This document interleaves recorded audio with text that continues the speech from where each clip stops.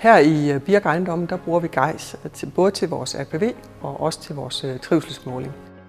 Det er første gang, vi arbejder med en trivselsmåling. Vi har ikke prøvet det før. Så vi er jo sikre på, at vi skulle massere det her godt ind i organisationen for at kunne lykkes. Vi har arbejdet med forskellige budskaber, vi har arbejdet med forskellige målgrupper og af forskellige kanaler. Og det har gjort, at vi har fået en rigtig høj svarprocent, både på vores APV, men også på vores trivselsmåling. Begge steder på 89. Ved vi har kørt de her trivselsmålinger, så er vi alle sammen blevet mere ops på, hvordan man behandler hinanden, og hvordan vi snakker. Er der nogle ting, vi kan gøre bedre, og hvad er godt og hvad er skidt. Så det er kommet mere i fokus. En anden måde, som vores trivselsmåling især har gjort en forskel på, er, at vi har fået et fælles sprog omkring trivsel. Fordi samtlige medarbejdere har været involveret i vores trivselsmåling her.